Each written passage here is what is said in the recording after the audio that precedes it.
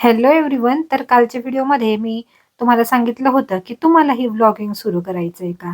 तर आज मी सांगणार आहे व्लॉगिंगसाठी नेमकं आपल्याला काय लागतं. तर व्लॉगिंगसाठी ना आपल्याला एक साधासा फोन हवा असतो, म्हणजे अगदी भारी फोन नसला तरी सुद्धा चालतं. कारण आजकालच्या साध्या फोनमध्ये सुद्धा कॅमेराची क्लॅरिटी खूप छान असते. मी सुद्धा साध्या फोनपासूनच सुरुवात केली होती. आणि त्यानंतरची दुसरी गोष्ट आहे ते म्हणजे कॉन्फिडन्स. तर सुरुवातीला आपल्याला कॅमेरासमोर बोलताना थोडंसं ऑकवर्ड वाटतंच, म्हणजे बोलताच येत नाही.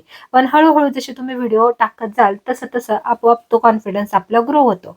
आणि तिसरी आणि सगळ्यात महत्त्वाची गोष्ट म्हणजे कन्सिस्टन्सी.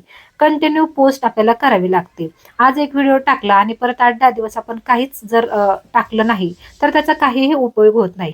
कारण तुमचं कंटेंट किती परफेक्ट आणि क्लिअर आहे यापेक्षा कन्सिस्टन्सी इम्पॉर्टंट आहे. यामुळे लवकर आपण ग्रो होत असतो. चला आजचं थोडंसं रुटीन तुमच्याशी शेअर करते. तर आज मला भाज्या घ्यायच्या होत्या, पण म्हटलं की चला भाज्या घ्यायच्या आहेत तर अगोदर फ्रीज स्वच्छ करू. तर फ्रीज बऱ्यापैकी मी स्वच्छ केला आणि त्यानंतर मी भाज्या घ्यायला आले. मी आणि माझी फ्रेंड आम्ही भाज्या घ्यायला आलो. आता मी दरवेळी जेव्हा मला भाजी घ्यायची असेल त्याच्या अगोदर फ्रीजना थोडाफार साफ करत असते. त्यामुळे फ्रीजमध्ये वास वगैरे काही येत नाही आणि रोजचीच कामं असतात. माझा किचनवरती देखील भरपूर पसारा होता. पण सगळं काही अव्हॉइड करून ना मी पहिल्यांदा चहा घेतला. कारण चहा माझं एनर्जी ड्रिंक आहे. थोडासा चहा घेतल्याशिवाय ना मला पुढची कामं होत नाही. तर कोणाकोणाला चहा घेतल्याशिवाय पुढची कामं करायला मूड येत नाही ना, तर त्यांनी मला कमेंटमध्ये नक्की सांगा.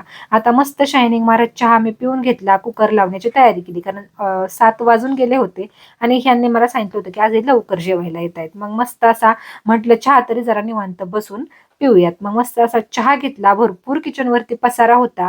तो आवरता स्वयंपाकाची पण तयारी केली. आता किचनवरचा पसारा तुम्ही बघतायच, कारण मी फ्रीज स्वच्छ केला होता.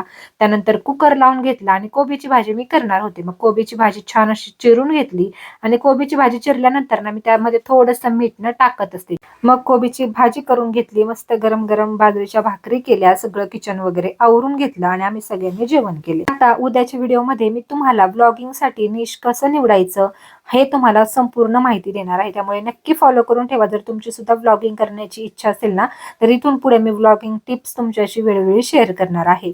आणि आजचा जर व्हिडिओ थोडा जरी आवडला असेल ना, तर नक्की फॉलो करा. आणि जर तुम्हाला काही प्रश्न असतील ना व्लॉगिंग संदर्भात, अजूनही तुम्हाला काही जर व्लॉगिंगची माहिती नसेल ना, तर कमेंटमध्ये नक्की मला तुम्ही सांगू शकता. तुम्ही मला DM करू शकता. सगळी माहिती मी तुम्हाला नक्की देईल. चला पुढच्या व्हिडिओमध्ये नक्की भेटू. बाय.